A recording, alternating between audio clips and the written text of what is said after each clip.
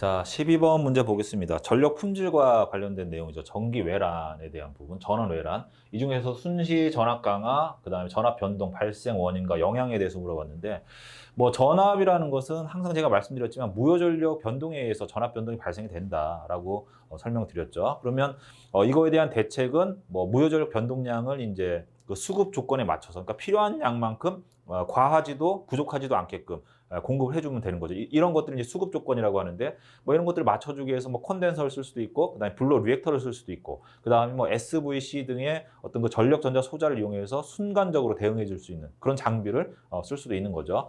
자, 전기 품질은 굉장히 중요한 요소입니다. 1교시에도 전기 품질과 관련된 내용이 문제가 많이 나왔죠.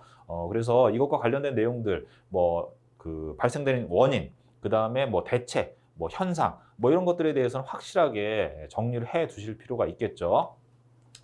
자, 전기 품질과 관련된 기출문제 분석 자료 보시고 유형별로 제가 분석을 하셔야 된다고, 분류를 하셔야 된다고 말씀드렸죠. 그리고 내가 공부해야 될 것과 공부하지 않아야 될 것, 그다음에 각 유형별로 분류된 사항들이 각각 어떠한 상호 관계를 가지고 있는가, 또 이러한 내용들이 다른 파트와 어떠한 연관성을 가지고 있는가에 대해서 반드시 생각을 좀 해두시고 고민을 좀 하셔야 됩니다. 자, 뭐 순시 전압 강화라는 것과 관련된 규정이 나와 있는 거죠. 이런 것들은요, 약속이기 때문에 이러한 내용들은 좀 암기를 해 두셔야 돼요. 이 순시 전압 강화라는 게 시간하고 이 변동 크기와 관련이 있는 거죠. 예를 들어서 뭐 시간은 0.5 사이클에서 1분 동안 지속되고, 그 다음에 이 전압은 0.1에서 0.9 PU 사이에 이런 변동되는 사항들을 순시 전압 강화라고 한다. 0.1 PU보다 떨어지게 되면 이건 순간 정전이 되는 거죠. 뭐 그런 개념이 있으니까 이런 것들은 이해가 되셨다라고 하면 그림이라든지 이것과 관련된 이 어떤 표라든지 이런 항목들은 암기를 하셔야지만 정확하게 쓰실 수가 있는 거예요.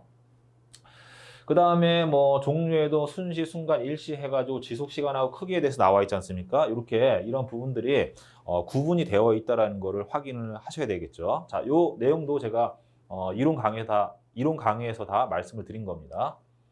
자, 그 다음에 뭐 이제 성능을 유지하기 위한 어떤 그 전압 변동의 폭과 시간과의 관계를 이렇게 그래프로 표현한 거 아닙니까? 이런 것들도 암기를 해 두셨다가 기술을 해주시면, 표현을 해주시면 굉장히 높은 점수를 받으실 수가 있겠죠. 자, 순시 전압과 그 다음에 전압 변동에 대한 부분 말씀을 드렸고요. 그 다음에 발생 원인은 아까도 말씀드렸듯이 무효전력 변동에 의해서 생기니까 이런 것들을 제거하기 위해서는 무효전력 변동량을 흡수 조정할 수 있는 어떤 설비들이 필요한 거고, 그 다음에 전압 강화나 전압 변동이 뭐 이제 전류의 흐름에 의해서 발생이 되는 거니까, 뭐 예를 들어서 이제 변압기 용량이나 케이블의 크기를 전압 변동 허용 범위 내에 들도록끔 용량을 사이즈를 키워주면 되는 거죠. 뭐 이런 것들이 대책에 해당이 되는 겁니다. 자, 그 사항들을 이렇게 정리를 해 놓은 거니까 이 부분들을 좀 암기를 하시는 게 좋겠죠. 자, 기술사 공부는요, 이해하는 거는 그렇게 어렵진 않아요. 우리가 굉장히 뭐 어려운 고도의 기술을 뭐 공부할 수도 있겠지만, 기술사 시험에 있어서는 개략적으로 기술사가 되기 위해서 기본적으로 알아야 되는 사항들에 대해서 문제가 나오는 거거든요. 그래서 이해하는 데는 어렵진 않은데, 결국은 기술사가 되느냐 되지 못하느냐는요, 그걸 암기하느냐 못하느냐예요.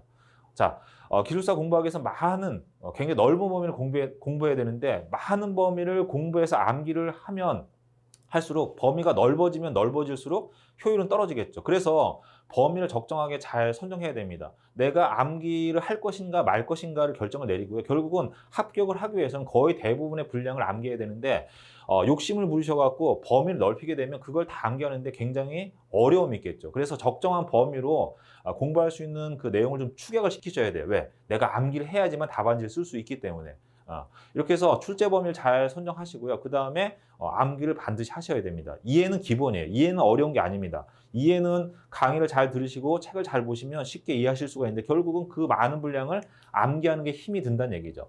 자, 그래서 제가 강의하면서 이제 이해를 위주로 말씀드리지만, 결국에 최종적으로는 암기를 해야 되기 때문에 내가 이걸 가지고 갈 것인가 말 것인가에 대해서 고민을 많이 하셔야 된다고 항상 말씀을 드리고 있는 거죠.